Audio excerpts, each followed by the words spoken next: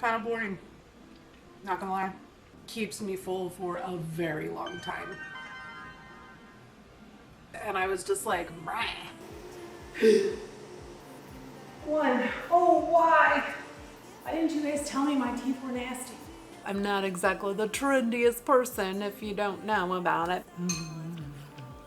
Hello, my friends. Oh, yum. We can be together. Take my hand and we will conquer. Good morning, baby. You ready to go for a walk? Yeah?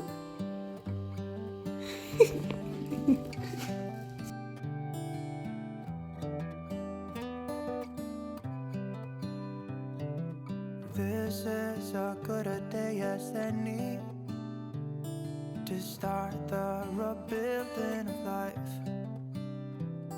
The roads that lay open are many when the old one's gone under the night. And I can feel the sun on my skin.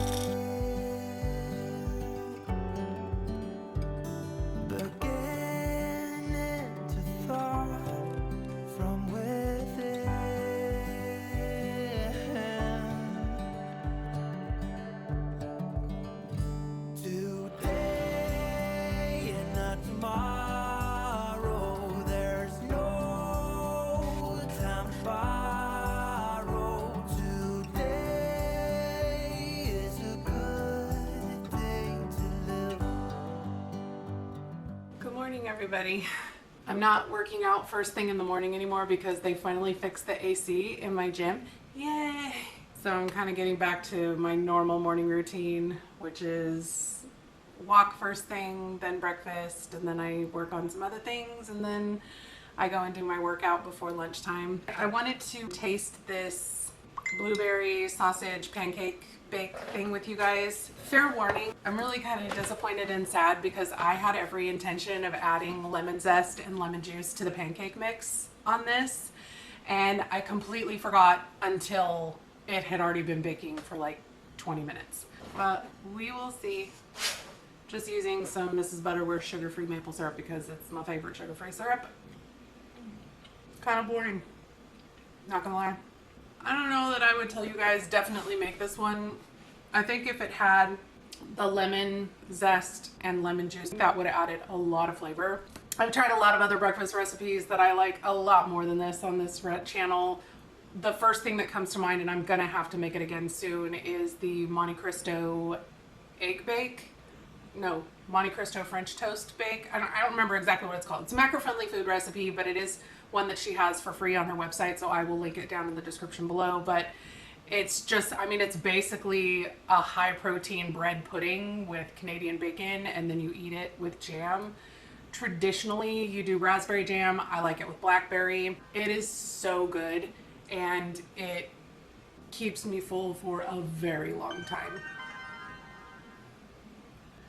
Stupid phone. Shut up. There. Anyway, I wanted to talk to you guys a little bit about my day yesterday. I normally film the majority of my content on Mondays because I tend to do a lot of cooking that day and a lot of other things, so I tend to have the most to share with you that day, but I decided not to film yesterday. My breakfast recipe was boring. It was kind of meh. And to top it off, it didn't keep me full for very long. The original recipe was 8 servings. I cut it down to 6, and I'm glad I did because even with 6 portions, and it seemed pretty large, I was hungry again by like 10 o'clock, which with being on the semaglutide is not something that normally happens for me. That was kind of frustrating. Also, my lunch that I did this week, the Big Bang chicken, was delicious. Like absolutely so good. I will show that to you guys this afternoon, but I didn't realize when I was making it how small it was going to be.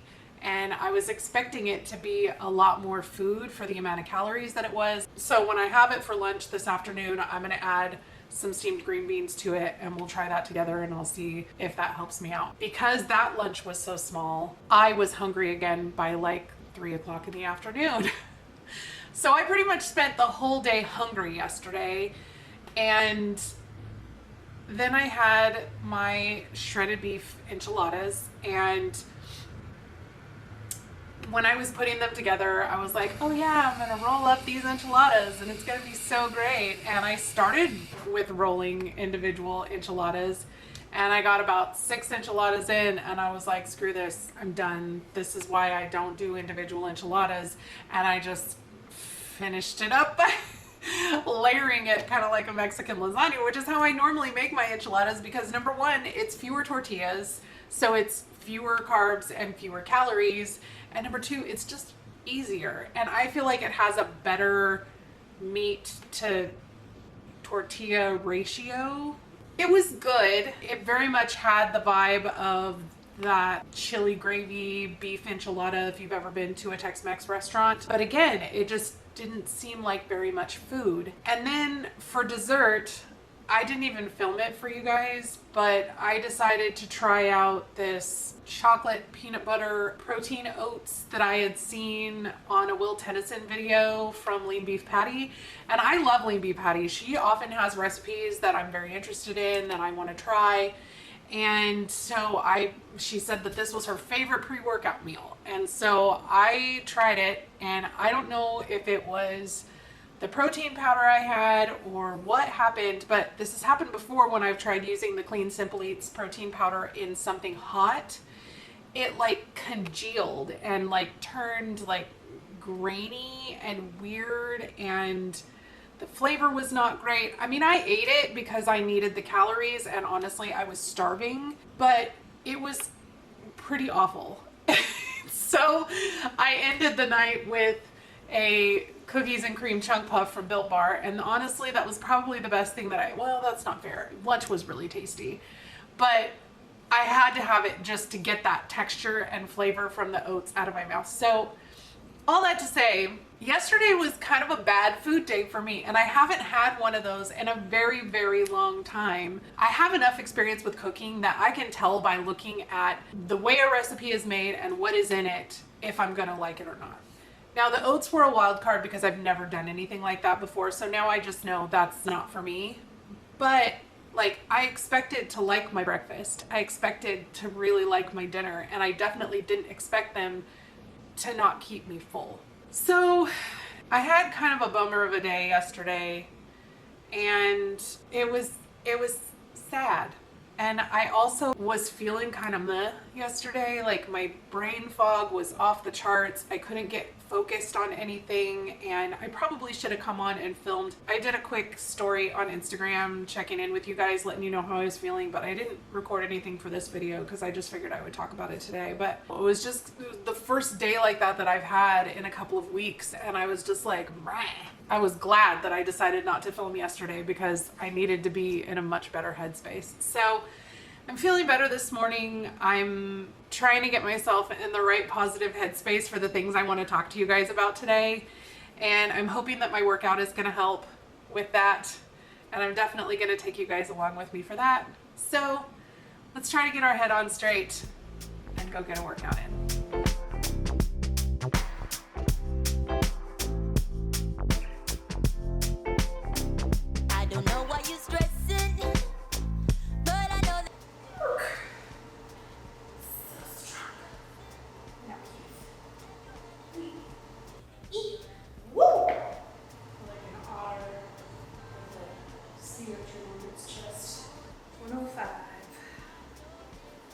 Still alive. Oh, the regrets. I hate edible raises. They're the freaking worst. Got this. One. Oh, why? We're gonna get brave on the last set and try to do 15s. But not until the last set, because I'm not that brave. See what happens. We got 15. My prediction is I'm not going to make a prediction. Then I'll just be in the back. I'm going to do it. Gross. Why didn't you guys tell me my teeth were nasty? Hey, I'm so strong. Man, woman. Oh no! 1, 7. Come on, Mindy, one more. 8. Okay, I did it. Sort of. Terrible form, but I did it. Oh my. Goes down for you, I would do whatever. I'll pick you up where you feel you're about to drown. Just take this chance and fly. Thank you, sweet baby Jesus. Oh. So I wait while you take your time. Wait. So for lunch this week, I decided to try something that I've been seeing all over Instagram. It's been kind of a trend for a while. I'm not exactly the trendiest person if you don't know about it. It's these meal prep meals or lunches or dinners or whatever, where they do the individual little containers and you put all the ingredients in them and then you bake them all at once and then you just have to put the lids on and that's it. It appealed to me how easy they appeared to put together, and I put them all together on Sunday during my meal prep day. It did not take long at all for me to get everything put together. And I was super duper excited to try these. And I did try it on Monday and it was delicious, but the problem was it was not very filling. So today I decided to add some green beans to it. And I'm gonna taste that with you guys and let you know how I feel about it. But first, I'm gonna take you back to Sunday when I put these together.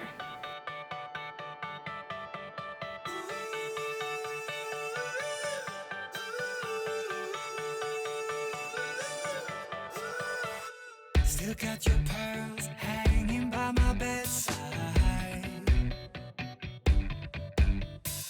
Still got your lips on paper in a trash now.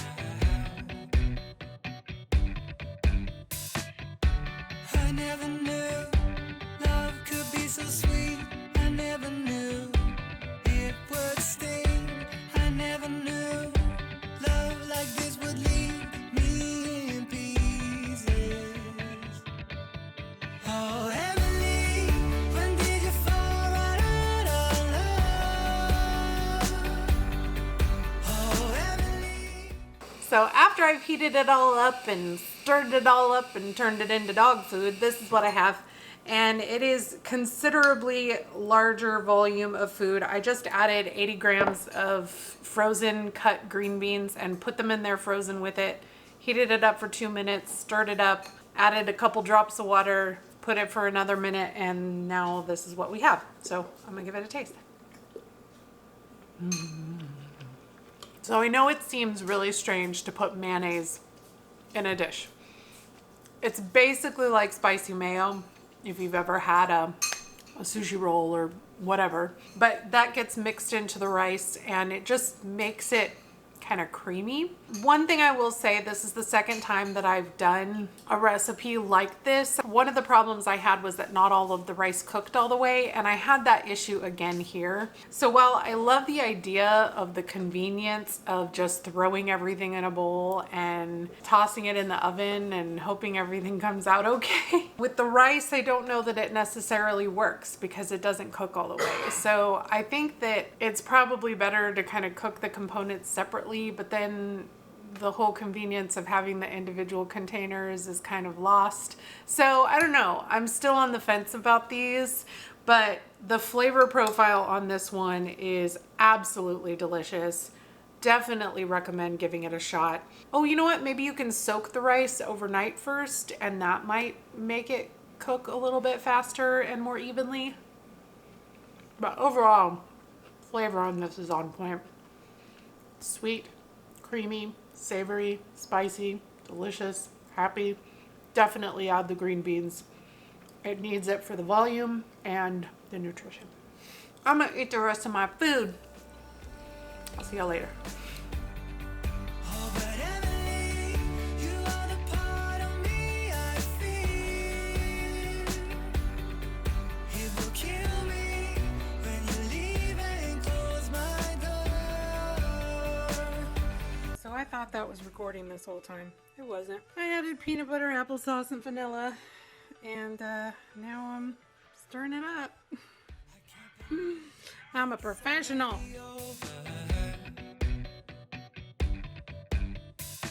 Too late to talk and fix whatever's broken. Hey y'all, so it's dessert time, and today I know I'm gonna like this dessert because I've tried these before. I've just never made them for y'all. These are high protein peanut butter and jelly cookies. They're from Cheat Day Design, and he makes some of the absolute best protein baking recipes that I have ever tried. Probably part of why I have so much success with his recipes is that he uses PE Science protein powder, which is the one that I like to use for baking. It is a whey casein blend. If you've ever tried to bake protein goods before, you know the type of protein powder you use is so important, and you need to use the same kind of protein powder that the recipe was developed with or designed for. Anyway, these are stuffed with I used raspberry jelly this time. Oh, yum. And the secret to these is to slightly underbake them. If you've ever tried protein baked goods and you have not enjoyed them because they were too dry, you probably overbaked them. And literally the difference between completely underbaked, perfectly baked, and overbaked is like 30 seconds to a minute at the most. So you need to keep a close eye on them. These don't have any eggs or anything like that in them, so you don't really need to worry about underbaking them. And yeah, I'm just gonna. The first time I made them, I used strawberry jam, and I can't decide if I like the raspberry better or the strawberry better. You can't go wrong either way. I bet grape would be amazing, but I don't think I've ever found a sugar-free grape jelly jam. I mean, his recipe doesn't specifically call for sugar-free, but the sugar-free usually tends to have fewer calories, so oh, these are good. Per cookie, it's 180 calories and 15 grams of protein. So 2 of these is 360 calories and 30 grams of protein. So good. It's like an extra sweet PB&J. So good. And honestly, you could eat that dough just by itself. It's a little fiddly, but the recipe only makes 4 cookies, so it's not the end of the world. And honestly, having more than 4 of these in my house would probably be a bad thing. My husband, who never likes any of my protein desserts, has eaten these and enjoyed them. Highly recommend having milk with these because they are sticky. Probably because these are slightly underbaked, but I am okay with it. Hi. I wanted to talk to you guys a little bit about like power of positive thinking. Like, I don't mean like in a mystical think about good things and good things will happen kind of way. Like, that's not what I mean. If you guys have been around for a while, you know that I have struggled on and off throughout this journey with my mental health. I've just really struggled with feeling like a failure as my weight loss has really slowed down. I really struggled on Mounjaro for some reason, and I've heard from some people that depression is a possible side effect of Mounjaro. I don't know. I've just noticed kind of a change in my mental health, and I feel like that's had a direct effect on my journey recently. And so I wanted to talk to you guys a little bit about that, just because I think that there's something to be said for what's going on with me right now. You can't talk about positivity without talking about negativity, and negative thoughts and negative self-talk can actually trigger a stress response. And I know I've talked about stress and cortisol and a lot of that before, but I'm going to talk a little bit more about it today. For example, if you've ever been a part of any of the GLP support groups, the Mounjaro, Wegovy support groups, you can't go a day without seeing somebody posting on there going into a shame spiral because they ate a slice of pizza or they had a cookie or something like that. And it's so sad to see how people can just go into this negative self-talk about how they've ruined their journey and they've ruined their progress just because they ate a slice of pizza or they had a cookie, which is why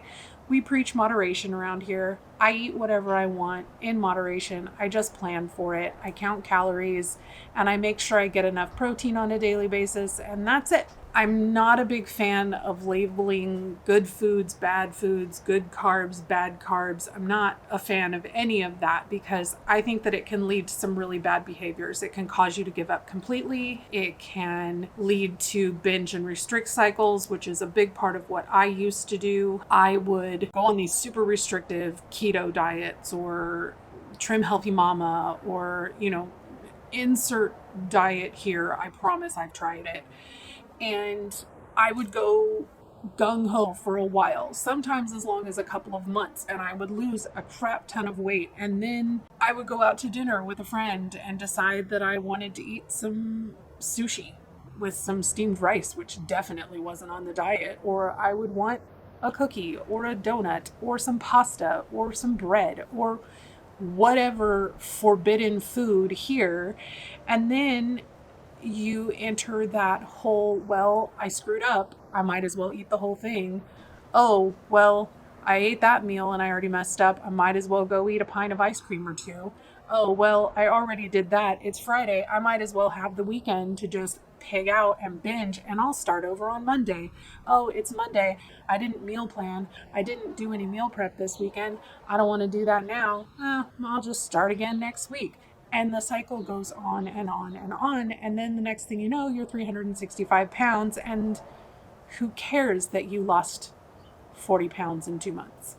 In addition to that negative self-talk and that negative, talk about food and binge and restrict and all of that, I learned that negative self-talk can actually affect your gut.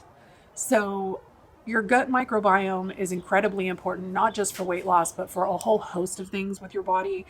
That's a whole other topic. So if that's something you guys are interested in hearing about, let me know down in the comments and I'll try to put together some type of a video, or at least give you guys some references for places to look from people that are much smarter than me. The biggest thing is that with negativity comes stress response. And when you get stressed, there's a lot of things that happen. Your adrenal glands release adrenaline and cortisol. Cortisol is called the stress hormone for a reason. As a result, glucose, which is your primary source of energy, is released into the bloodstream. All of that is done in an effort to give you the energy that you need to escape or fight or flight. I'm pretty sure you've heard that before. So that's what happens. Our bodies get stressed. Our body responds by giving us the things that we need in order to be able to escape if we need to. Eventually, that adrenaline high is going to wear off, and then that blood sugar spike that was caused by all that glucose being released into our system for energy drops. And that's when cortisol kicks in to try and help to replenish all of that energy that was just lost, which usually results in some sort of sugar craving, because sugar is the fastest way to get your body energy. So cortisol just does all sorts of things. It's also tied to fat storage. Ultimately, cortisol bad. The scary thing is cortisol also slows down your metabolism. In 2015, a study was done at Ohio State where they asked a bunch of women about the stress they had experienced the prior day before feeding them a high-fat, high-calorie meal. Afterwards, they measured their blood sugar, insulin, metabolism, cortisol, a bunch of different factors that all have effect on metabolism. And what they discovered was that on average, women that experienced one or more stressors in the 24 hours prior to eating that meal burned 104 fewer calories than the women who didn't. That alone could be responsible for an 11-pound weight gain over the course of a year, even if you did nothing else. The awesome part is stressed women also had higher insulin levels, which can lead to higher fat storage. Increased cortisol also leads to emotional eating, because cravings and excess nervous energy can cause us to eat more than usual. Cortisol can lead to eating accessible or fast food. Without a planned meal available, you just tend to grab whatever's closest and most available, which usually tends to be fast food. Cortisol leads to exercising less, because constant adrenaline spikes and blood sugar lows leads to excessive amounts of fatigue, which leaves you with less energy to exercise. Cortisol finally can lead to less sleep, and sleep has all sorts of other interaction with weight loss. If you're interested in that, I talked a lot about it in this video. So go ahead and check that out after this one if you're interested in finding out how sleep can affect your weight loss. So now that we know how negativity affects us and how stress response can definitely have a huge effect on our weight loss efforts, what do you do about it? How can you stop it? How can you make it better? I know we just talked about how excess cortisol can lead you to exercising less, but exercise is extremely important. Even on days when I don't feel like it, I still make sure that I get to the gym. I am finishing my 8th week doing a beginner weightlifting course class thing on the Alive app, and I have been lifting weights 4 days a week for almost 8 weeks now, 7.5 weeks. And I've been walking for several months now. It reduces stress in addition to burning calories and just overall makes me feel better about the fact that I've done that thing for my body that is good for me. If you're not doing any exercise now, I definitely suggest starting slow and working your way up. When I started introducing physical activity into my journey, because I wasn't always doing physical activity. In fact, for the first 6 to 8 months of my journey, I want to say, I wasn't doing any exercise at all. I was just concentrating on getting my diet and my eating habits under control. When I did finally start adding in activity, pretty much all I did was a 5 to 10 minute walk after my meals. So after breakfast, I would have a 5 to 10 minute walk. After lunch, 5 to 10 minute walk. After dinner, 5 to 10 minute walk. Eventually, I worked my way up to 5,000 steps a day, and now I'm doing 7,500 steps a day. Increasing your NEAT, or your non-exercise activity thermogenesis, so the things that you're doing to make yourself active outside of the gym, is the easiest and best way to increase your metabolism and the amount of calories that you burn every single day. And I started with those 5 to 10 minute walks, worked my way up to 7,500 steps a day, and then 7.5 weeks ago, I started lifting weights. I enjoy lifting weights as much as I enjoy any kind of physical activity. I don't love to exercise, but I know that it's important for my body. You need to find something that you enjoy. Swimming is a great no-impact exercise. It incorporates resistance and cardio. Cardio is really not that important for weight loss, so if you hate it, don't do it. Walking is different. It just kind of helps your body, get your body moving, and it's good for all sorts of other things. Cardio is good for cardiovascular health, but it is not important for weight loss. I know I've talked about that before. There's plenty of studies out there that have been done on it. Really, your best bet for weight loss is to increase your lean muscle mass. So look at Pilates, yoga, jazzercise, dance into the oldies. Heck, do whatever it is that you need to do in order to get your body moving. Anything is better than nothing. When I go for my walks now, I walk up to 20 minutes at a time now. I've been listening my way through the Harry Potter series. I'm all the way on the 7th book now, and I'm really enjoying listening to audiobooks, which is not something that I really enjoyed before because I get so distracted. But when I'm on a walk, there's really nothing distracting me from listening to it. So find an audiobook that you're interested in, find a series you'd like to listen to, turn it on and just go, just walk. If you have access to a treadmill or you can walk in place in your living room, put on a YouTube video, watch some of my channel, watch a TV show that you love, something that will distract you from the fact that you're actually walking. I know a lot of people have those treadmills, those in-home treadmills or desk treadmills. I would love to have one of those, but they're not cheap, especially the ones that can handle my weight. So they also have those little stair climber things, but again, for my weight, it's really hard to find one that will actually hold me, and I'd rather just get out, especially with Helios, who enjoys going for walks, and just get it done. In the heat of the summer here in Texas, it did get interesting in the middle of the day trying to walk with him, but we still at least got our morning and evening walk, and then I would usually go to the gym and walk on the treadmill. Some of the other things that you can do when you're stressed, don't just cut out the comfort food completely. Find a way to make healthier versions of the comfort foods that you love. I utilize macro-friendly foods for this. If you've been around for any length of time, you've heard me talking about them. I've been using Elisa's recipe service for over a year now, and I absolutely love her recipes. I make things like pizza, pasta, sandwiches, burgers, fries, all of those things.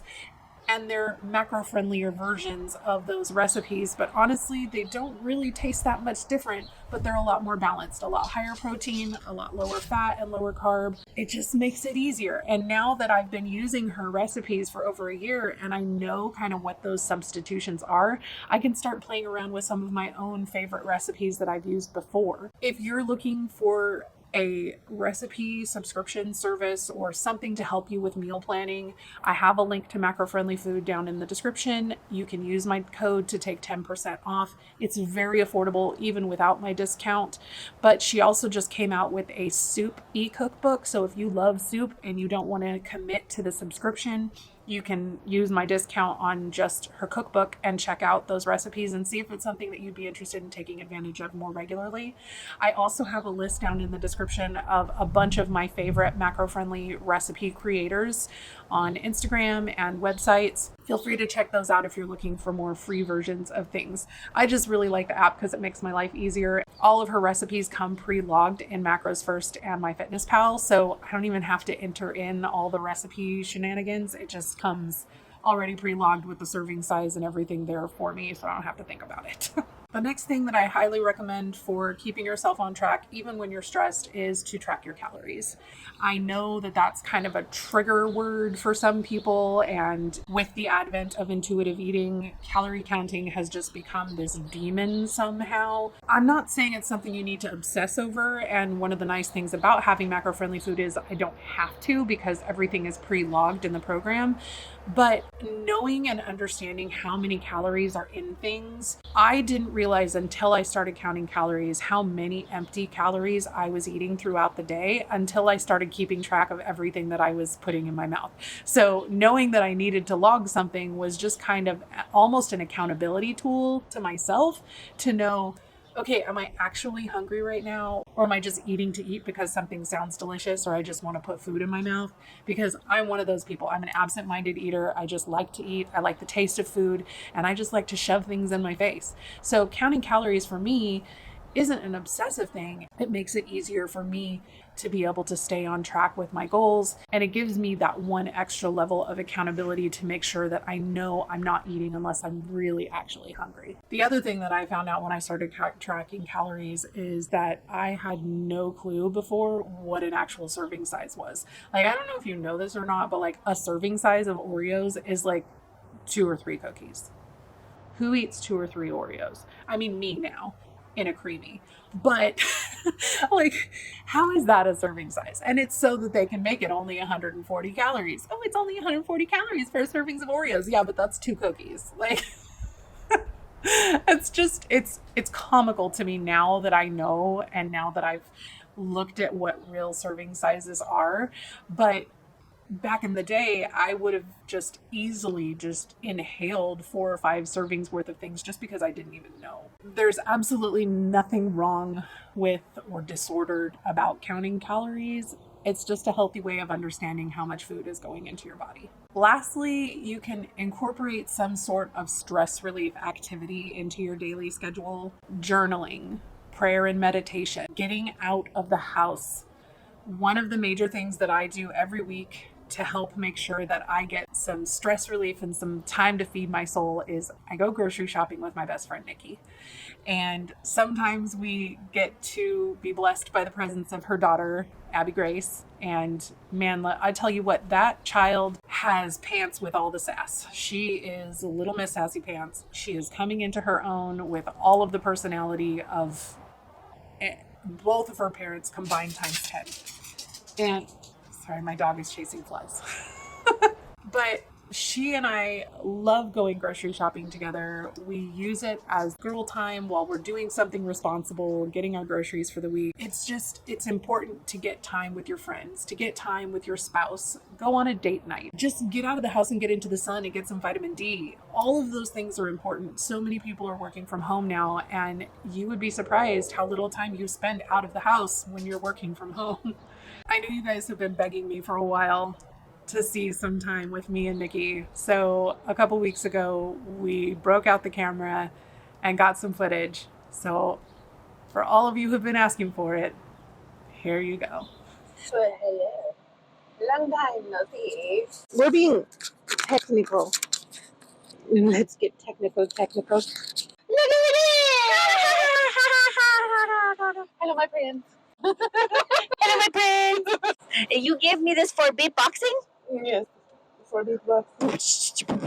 Oh, you're so good at it. Boots and cats and boots and cats and Oh, boots and hold cats. on. We are having technical. Please help. Oh, no. Ruh-roh. Oh no, it didn't record Damn any it. of that. Son of a. Oh no, it did record it. Oh no, I don't know how to fix it. I don't know what to do with my hands.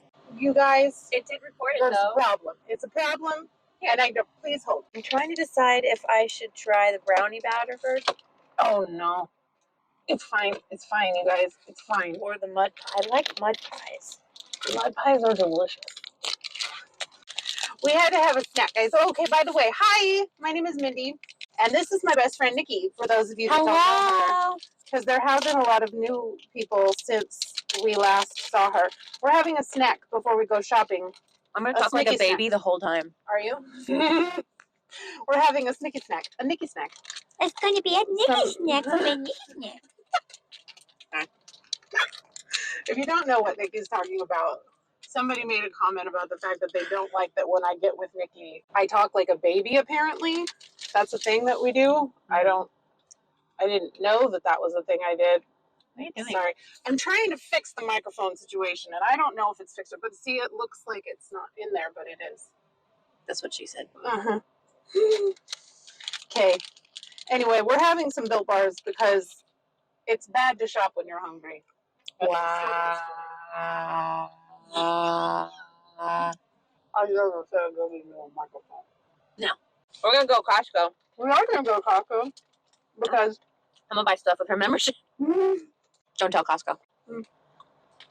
I buy stuff on her Samsung membership. Mm-hmm. Don't tell Samsung. Do you like this one? Yes. The coconut brownie chunk puff is our favorite. Mm-hmm. Well, I don't know. The cookies and cream chunk puff is real good. Uh-huh. You already tried it. You don't know. Oh, I did try it. No, you did not. It's a new one that's coming out next week. Oh, okay. It's the chunk puff. Oh. It has actual chunks Of puff? of stuff. Stuff.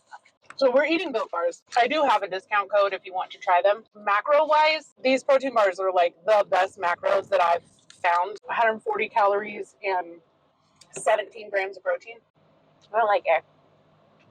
Who was the one that made me turn it on? Me. I like it when it goes. Nah. Oh, like this? Like this?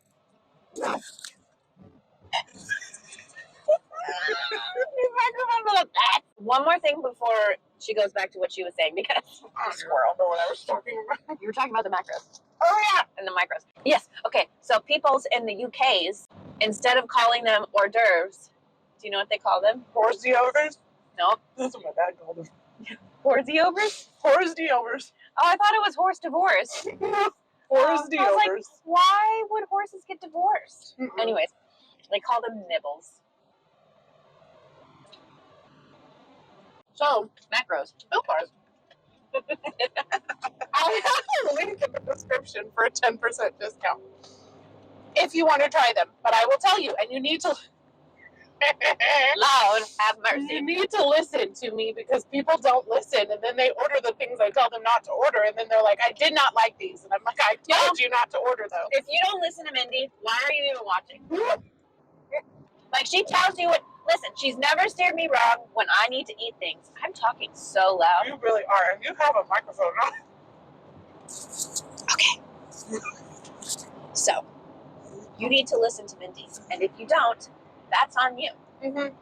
She's never steered me wrong when it comes to food and things that I put in my mouth. Never mind. So, no, our brains No, are the same. ma'am. Our brains are the same. Yep. Okay. So, Mhm. listen to Mindy. Hold on. Listen to Mindy. Why am I speaking over? I don't know. Built Bar makes technically 4 different types of protein bars. They make their regular bars, which are extremely chewy, like many much chew, all the chew. I am not a fan of those. They also make granola bars, which are also very chewy and do not have very many oats in them. They are okay, not my favorite. Then, sometimes, but not always, they have crispy bars. I have not tried them. I cannot testify. But supposedly they are quite delicious. I don't believe it. Then they have puffs. And puffs Are where it's at. are delicious. Yep. Now, It's tasty. please to be listening. They are marshmallows. They are collagen protein filled marshmallows covered in 100% chocolate. The chunk puffs have little chunks of cookie dough or frosting or something else on top of the marshmallow inside the chocolate. The coconut brownie chunk puff is one of, if not my favorite puffs. I also love the cookie dough puff, and I also really love the cookies and cream Oreo chunk puff. Yes, I love built puffs. Also, if you take a puff and you put it in the microwave for about 12 seconds on a graham cracker, man, they're stinking good. It's like a high protein s'more, and they are so delicious. You're scary. I am scary. It's true. But yes, so that is the thing that I have to tell you about Built Bars. Anyway, Y'all, I want to be pregnant again. no, not today. No, not today. Give me a break. Give me a break. Break me off a piece of that cake. Also, My dad and Bruce Willis are the same age. well, that is proof that age works differently. This is true. I would love to be able to tell you that that is for Abby, but I'm pretty sure it's not.